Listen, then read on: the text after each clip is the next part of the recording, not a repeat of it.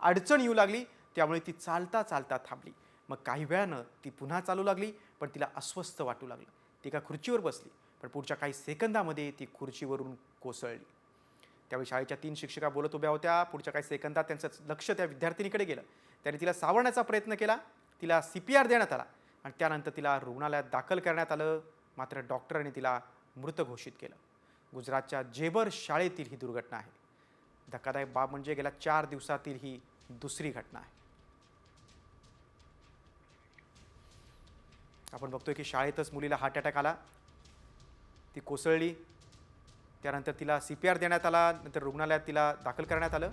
मात्र तिला डॉक्टरांनी मृत घोषित केलं. गेल्या 4 दिवसातली लहान मुलीला हार्ट अटॅक येण्याची ही दुसरी दुर्घटना आहे. आणि या मुलीचं वय अवघं 8 वर्ष होतं. शाळेतच हा सगळा प्रकार घडल्यामुळे आता पालक वर्गात देखील चिंतेचं वातावरण आहे. इतक्या लहान वयात हार्ट अटॅक कसा काय येऊ शकतो असा प्रश्न आता विचारण्यात येतोय.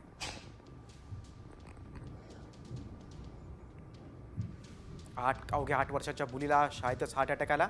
अगदी चालता चालता तिला अस्वस्थ वाटू लागलं आणि ती खाली कोसळली. मात्र इतक्या लहान वयात हृदयविकाराचा धोका वाढत असल्यामुळे पालक वर्गात देखील आता चिंता व्यक्त होते.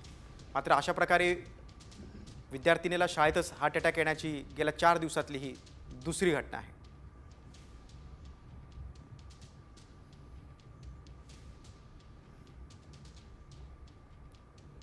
चार दिवसांपूर्वी कर्नाटकात देखील एका शाळेमध्ये अशी घटना घडली होती.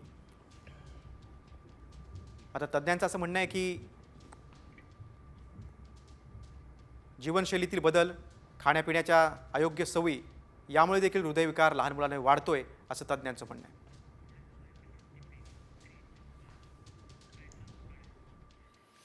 आता पुढच्या बातमीकडे. तुम्ही परफ्यूम वापरत असाल तर सावधान, कारण परफ्यूमचा स्फोट होऊन एकाच कुटुंबातील 4 जण होरपळलेत. नालासोपारा पूर्वेच्या शंखेश्वर नगरात ही दुर्घटना घडली. परफ्यूमच्या बॉटलवरील एक्सपायरी डेट संपली होती. त्यावरील तारखा बदलण्याचं काम सुरू होतं.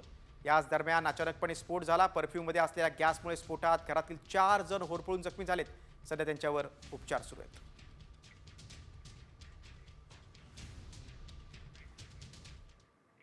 पुढच्या रिपोर्टकडे.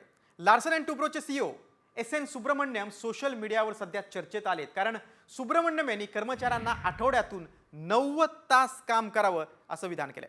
नेमकं त्यांनी हे विधान का केलं आणि त्यांच्या या विधानावर अभिनेत्री दीपिका पदुकोण का संतापली, त्यावरचा हा विशेष रिपोर्ट. करा 90 तास काम, CEOचं विधान. बायकोचं तोंड किती वेळ पाहणार? How long can you stare at your wife? How long can the wife stare at your husband? Deepika पदुकोणचा संताप.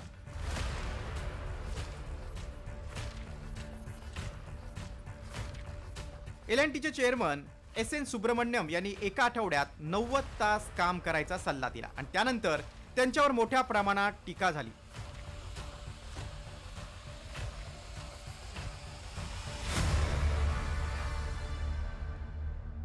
सुब्रमण्यम यांच्या कंपनीच्या कर्मचाऱ्यांसोबत एका व्हिडिओ कॉन्फरन्सद्वारे चर्चा करत होते. त्यावेळी त्यांनी एका आठवड्यात 90 तास काम करण्याचं समर्थन केलं. याचं मला खेद वाटतो की मी तुमच्याकडून रविवारी काम करून घेऊ शकत नाही.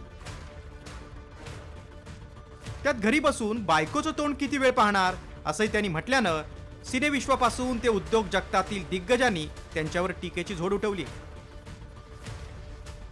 L&Tच्या CEOनं नेमकं काय वक्तव्य केलंय पाहूयात. I regret I'm not able to make you work on Sundays, to be honest. If I can make you work on Sundays, I'll be more happier, because I work on Sundays also. What do you do sitting at home? How long can you stare at your wife? How long can the wife stare at your husband? Come on, get to the office and start working. काही महिन्यांपूर्वी नारायण मूर्तींनीही 70 तास काम करा म्हणजे भारताला number 1 करता येईल असं विधान केलं होतं. त्यानंतर मूर्तींवर देखील बरीच टीका झाली होती. त्यानंतर वर्क लाईफ बॅलन्स बाबत वारंवार बोललं जातंय. त्यावरूनच अभिनेत्री दीपिका पदुकोणनं तिखट प्रतिक्रिया देत L&Tचे CEO सुब्रमण्यम यांच्यावर टीकेची झोड उठवली.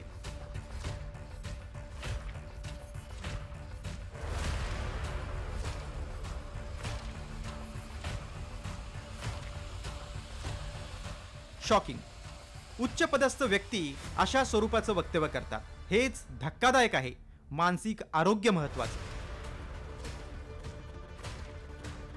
गेल्या 20-1 वर्षात कॉर्पोरेट कल्चर हे चांगलंच रुजलंय, तसे त्याचे फायदे तोटे, नव्या संकल्पना, राजकारण, मॅनेजमेंट, कामाचा तणाव, मेंटल हेल्थ याचा परिणाम कर्मचाऱ्यांवर देखील होऊ लागलाय.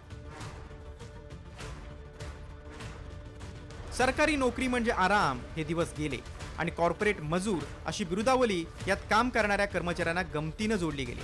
मात्र प्रामाणिक कर्मचाऱ्यांपेक्षा 500 पट अधिक पगार घेणाऱ्या चेअरमनचा खिसा आणि भविष्य सुरक्षित असल्यानं कदाचित त्यांना कंपनीसाठी मेहनत करणाऱ्या कर्मचाऱ्यांची किंमत नसावी असंच वाटतंय.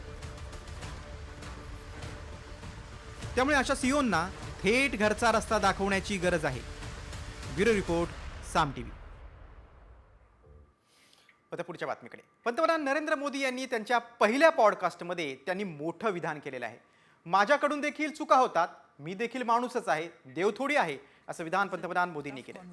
या मोदींच्या विधानाची आता चर्चा रंगली. पहली बार हो रहा पता नहीं ये कैसा जाएगा आप लोगों को, आपके दर्शकों को. मैं आपके साथ बैठ के बातें कर रहा हूँ. I feel nervous.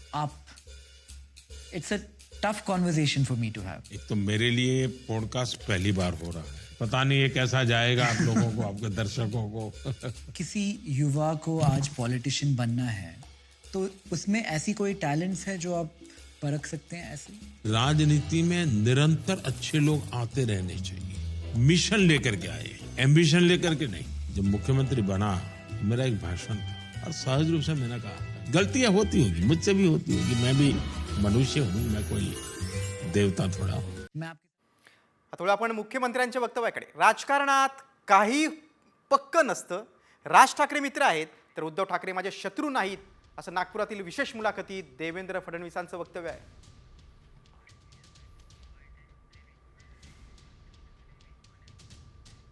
Raj Thackeray की उद्धव ठाकरे?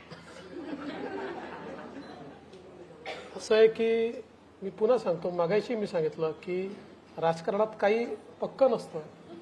आधी उद्धव ठाकरे मित्र होते, मग राज ठाकरे मित्र झाले, आता राज ठाकरे मित्र आहेत आणि उद्धव ठाकरे शत्रू नाही आहेत. बातमी आता जालन्यामधून. सोमनाथ सूर्यवंशी मृत्यू आणि बीड सरपंच हत्येच्या निषेधार्थ जालन्यामध्ये जनआक्रोश मोर्चा काढण्यात आलाय. या मोर्चादरम्यान मराठा नेते मनोज जरांगे पाटलांनी पुन्हा एकदा धनंजय मुंडेंवर निशाणा साधलाय. स्वतःचं पाप झाकण्यासाठी धनंजय मुंडे ओबीसीचं पांघरून घेत आहेत असा घणाघात जरांगे पाटलांनी केलाय. तर या मोर्चात देशमुख कुटुंब देखील सहभागी झाले होते. सरपंच हत्या प्रकरणातील आरोपींना कठोर शिक्षा व्हावी यासाठी हा मोर्चा काढण्यात आला होता.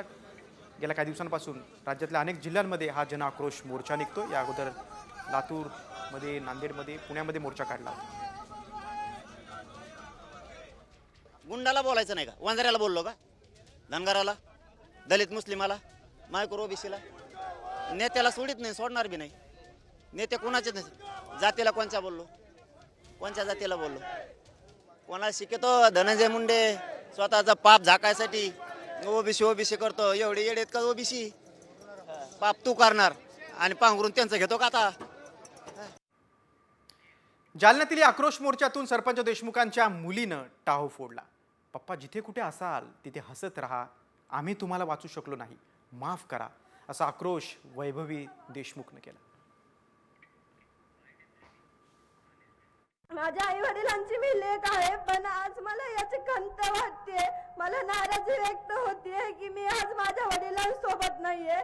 पप्पा तुम्ही आज जिथे कुठे असताल तिथं जसं तुम्ही आजपर्यंत हसत राहिला तसंच तिथं हसत राहा आणि आम्हाला देशमुख कुटुंबाला माफ करा की आम्ही तुम्हाला वाचवू नाही शकलो. मला माफ करा. आता आमदार जितेंद्र आव्हाडांच्या आरोपांकडे. वाल्मिक कराडच्या गँगनं परळीमध्ये 201 बूथ ताब्यात घेऊन मतदान केल्याचा दावा आमदार जितेंद्र आव्हाडांनी केलाय. बंदुकीचा धाक दाखवून कराडची गँग लोकांना धमकावत होती. मुंडेंना मतदान करतानाचा व्हिडिओच आव्हाडांनी शेअर केलाय. त्यामुळे आता निवडणूक आयोग काय कारवाई करणार असा सवाल आव्हाडांनी विचारलाय. ही सगळी वाल्मिक कराडच्या गँगनी यांनी ज्या गोट्या गीतेचं नाव घेतलं. कोणाचा माणूस आहे? पोलिसांनी सांगावं. कैलाश फड कोणाचं नाव आहे? हे बूथ लुटणारे म्हणजे कोण? तर बाहेर रिव्हॉल्वर लटकवणारे, जे पॅन्टच्या बाहेर रिव्हॉल्वर ठेवणारे आहेत ना, हे सगळे बूथ लुटायला होते. बूथ कॅप्चरला सगळी ही पोरं होती. आता एवढं सगळं उघडपणाने झालेलं असताना आमचा राजीव कुमार इथे येतो आणि ईव्हीएम में कुछ नहीं है. अरे तुला विचारलं कोणी ईव्हीएम में कुछ है की नाही आहे? या बूथ कॅप्चरवर आता इलेक्शन कमिशन काय बोलतं त्याचं उत्तर द्यावं, चोखालिंगमने द्यावं. राजकीय बातम्यानंतर आता बातमी आहे नवीन कार खरेदी करणाऱ्यांसाठी. नवीन कार खरेदी करताना आपण संपूर्ण प्लॅनिंग करतो. यात बजेट आहे, इंजिन आहे, फीचर्स आहे, स्टाईल आहे आणि कारच्या अगदी कलरपासून त्या अनेक गोष्टींचा आपण विचार करतो. मात्र आता या सर्व गोष्टींसोबतच आणखीन एक गोष्ट कायम लक्षात ठेवावी लागणार आहे, ती म्हणजे पार्किंगसाठीची जागा. पहा आमचा खास रिपोर्ट. पार्किंग दाखवा, गाडी घ्या. असेल पार्किंग तरच मिळेल गाडी. राज्यात लवकरच नवा कायदा. अन्न, वस्त्र, निवारा या मूलभूत गरजांसह साधारणतः दशकभराआधी मध्यम वर्गालाही चारचाकी आपल्या दारात हवीच ही गरज जाणू लागली. त्यातून सहज वाहन कर्ज उपलब्ध करून देणाऱ्या बँकांमुळे झटपट लोन आणि पटापट कार खरेदीची चढाओढ सुरू झाल्याचं आजही दिसतंय. मात्र त्यातून आता निर्माण झाली आहे ती पार्किंगची समस्या. गाड्या जास्त आणि मर्यादित पार्किंग, त्यातून सोसायट्यांमध्ये होणाऱ्या मारामाऱ्या, भांडणं ही मेट्रो शहरातील जटिल समस्या बनत चालली. म्हणूनच तुम्ही गाडी घेत असाल आणि तुमच्याकडे पार्किंगची जागा नसेल तर तुमचं गाडी घेण्याचं स्वप्न भंगलंच म्हणून समजा. कारण सरकार अशा लोकांनाच गाडी विकत घेऊ देणार ज्यांच्याकडे पार्किंगसाठी जागा आहे. नव्या वर्षातील आकडेवारीनुसार आपल्या मुंबईत किती वाहनं आहेत याचा आकडा पाहिला तर तो थक्क करणार आहे. मुंबईत एकूण 48 ते 49 लाख वाहनं आहेत. खासगी चारचाकी वाहनांची संख्या आहे 14 लाख, खासगी दुचाकी 29 लाख आणि इतर वाहनं आहेत 5 लाख. एकीकडे एवढ्या गाड्यांमुळे मोठ्या प्रमाणात प्रदूषण आणि वाहतूक कोंडी होणं हे नित्याचंच झालंय. बरं, हा प्रश्न फक्त मुंबईतच नव्हे तर पुणे आणि नागपूरमध्येही मोठ्या प्रमाणात भेडसावतो. ही समस्या दूर करण्यासाठी आता सरकार नवा कायदा आणण्याच्या तयारीत आहे. या कायद्यात नेमक्या काय तरतुदी असणार ते पाहूया. वाहतूक विभागाकडून कायद्याचा मसुदा तयार. पार्किंग असेल तरच गाडी विकत घेता येणार. सरकार सर्टिफाईड पार्किंग एरिया नावाची नवीन व्यवस्था आणणार. ग्राहक नवीन गाडी घेणार तेव्हा ग्राहकाला हे सर्टिफिकेट मिळवणं बंधनकारक. महानगरपालिका वाहन मालकांना हे प्रमाणपत्र देणार. वाहतूक पोलिसांकडून प्रमाणपत्राची पडताळणी केली जाईल. पार्किंगचं बंधन घालायचं असेल तर सार्वजनिक वाहतूक व्यवस्था सुधारा असा टोला शिवसेना ठाकरे गटाचे आमदार आदित्य ठाकरेंनी सरकारला लगावलाय. तर काय झालंय, मुंबईकर आपण कर भरतोय पण गेल्या 2 वर्षात कुठे कुठे खोदून ठेवलंय. म्हणजे खोदून काय रस्त्याच्या खालती शोधताय का नक्की तुम्ही? हे सगळी धोरणं बनवत असताना लोकांना काय पाहिजे, लोकांना काय मिळतंय हे देखील विचार करणं गरजेचं आहे. तुम्ही आम्हाला तसंच जर नुसतं गाड्यांवर तुम्ही बंधन आणणार असाल मग तुम्ही आम्हाला चांगल्या रेल्वेच्या सुविधा देत आहात का? जर ही ग्रोथ अशीच राहिली तर 2030पर्यंत जवळपास 6,80,00,000 वाहनं हे महाराष्ट्रामध्ये राहतील. आणि आज भारतामध्ये ज्या प्रमाणात ऑटोमोबाईल सेक्टरचं ग्रोथ होते आहे त्यावेळी निश्चित ती ग्रोथ झाली पाहिजे, त्याला कुठे अडवणार नाही. पण त्याच्यामध्ये काहीतरी एक रेग्युलेशन्स पाहिजे, रेग्युलेट केलं पाहिजे जेणेकरून की जी मोबिलिटी आहे, शेवटी आम्हाला एक मोबिलिटी जी आहे ती इम्प्रूव्ह करणं आवश्यक असतं. त्याकरता एक धोरण आम्ही करतो आहे. असं सर्वसामान्य नागरिकांना तर आजच्या घडीला प्रायव्हेट व्हेकल हा सगळा एक नागरिक दररोज आपली पर्सनल गाडी घेऊन बाहेर फिरतो. पण तुम्ही आता गाड्या घेऊ नका असं माझं तरी मत आहे. कारण प्रदूषण एवढंही वाढलं, पण ट्रॅफिक जॅममध्ये अनेक माणसं फसत आहे. मग त्यासाठी करावंच लागेल. कुठल्या तरी सरकारने कठोर निर्णय घेतलाच पाहिजे ना. गाड्या घ्यायला जातात ते त्यांना विचारायचं ना, तुम्ही राहता कुठे, तुमचा ॲड्रेस काय, तुमच्या आजूबाजूला स्पेस आहे का जागी ठेवायला. मुंबईत सामान्यांना पार्किंगचं पुरेशी मोठी घरं मिळावीत यासाठी सरकार बिल्डरांना जादाचा FSI देत असते. मात्र सुपर बिल्टअपच्या नावाखाली बिल्डर कार्पेट एरियात सर्रास ग्राहकांची फसवणूक करून पार्किंगच्या जागांमधूनही 20-25 लाख रुपये जादाचे कमवतात. त्यामुळे गाडीपेक्षा पार्किंग महाग अशी अवस्था मुंबई पुण्यात झाली. त्यामुळे पार्किंगच्या जागांबाबत गंडा घालणाऱ्या बिल्डरांना देखील चाप लावण्याची गरज या निमित्तानं व्यक्त होते. ब्युरो रिपोर्ट, साम TV. पुढची बातमी आता बाळासाहेब ठाकरेंच्या स्मारकाची. मुंबईत महापौर बंगल्यातील बाळासाहेब ठाकरे स्मारकाचा पहिला टप्पा पूर्ण झालाय. या कामाची पाहणी आज माजी मुख्यमंत्री उद्धव ठाकरे आणि आमदार आदित्य ठाकरेंनी केली. स्मारकाचं काम 23 जानेवारी 2026ला पूर्ण करण्याचा प्रयत्न आहे असं देखील उद्धव ठाकरेंनी स्पष्ट केलं. स्मारकाच्या उद्घाटनाच्या वेळी जे पंतप्रधान असतील ते उद्घाटनाला येतील असं म्हणत उद्धव ठाकरेंनी मोदींना टोला लगावलाय.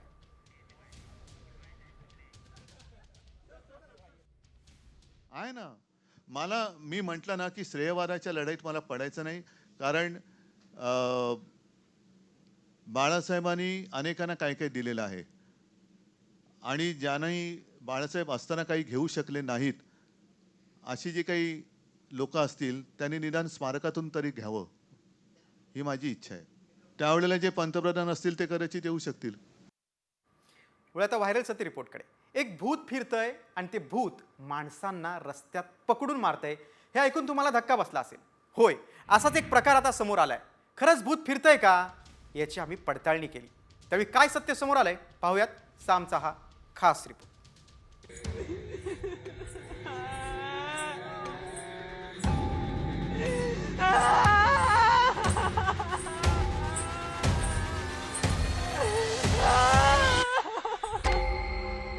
हा आवाज आहे भूताचा. याच भूतानं एका व्यक्तीला बेदम मारहाण केल्याचा खळबळजनक दावा करण्यात आलाय. मारहाणीचे फोटो बघा. ही मारहाण भूतानं केलीये असा दावा केलाय. मात्र खरंच भूत आहे का? भूतानं कधी मारहाण केल्याचं तुम्ही ऐकलंय का? नाशिकच्या निफाडमध्ये रात्री फिरतय भूत.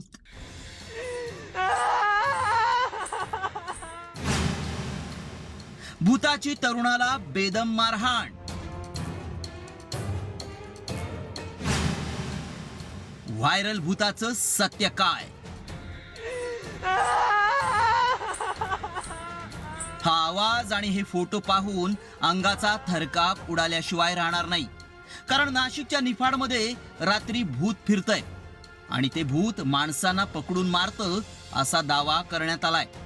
हा फोटो प्रचंड व्हायरल होत असल्यानं ग्रामस्थ दहशतीत आहेत. या मेसेजमध्ये नेमकं काय म्हटलंय पाहूयात. नाशिकच्या शिरवाडे ते धामोरी रस्त्यावर नदीजवळ एका चालकाला भूत दिसलं. भूताने चालकाला मारहाण केली. या मेसेज सोबत फोटोही व्हायरल केल्यानं लोकांना खरं वाटू लागलंय. त्यामुळे याची सत्यता जाणून घेण्यासाठी आमचे प्रतिनिधी अभिजित सोनावणे आणि सचिन बनसोडे थेट धामोरी गावात पोहोचले. त्यावेळीही गावात भूताची चर्चा होती. ग्रामस्थ भयभीत होते. त्यामुळे आम्ही त्यांच्याकडूनच सगळं जाणून घेतलं.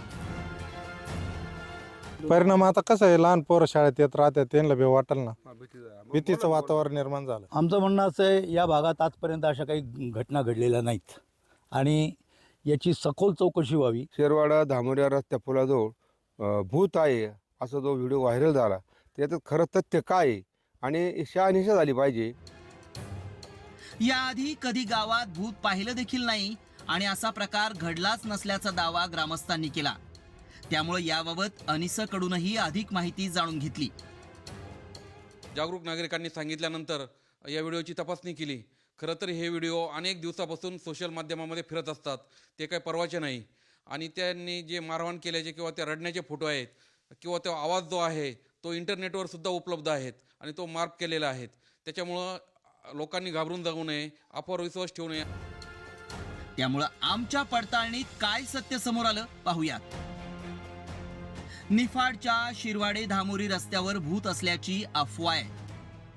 भूताचे फोटो व्हिडिओ मॉर्फ करून व्हायरल करण्यात आले. मारहाण केलेली व्यक्तीही समोर आलेली नाही. लोकांना घाबरवण्यासाठी याचा वापर केला जातोय. रडण्याचा आवाज युट्यूबवर 9 वर्षांपूर्वी अपलोड केलेला आढळला. त्यामुळं आमच्या पडताळणीत नाशिकच्या निफाडमध्ये भूत फिरतय हा दावा असत्य ठरलाय. भूत हे अस्तित्वात नाही. लोकांना घाबरवण्यासाठी असे व्हिडिओ व्हायरल केले जातात. त्यावर विश्वास ठेवू नका. ब्युरो रिपोर्ट, साम टीव्ही न्यूज.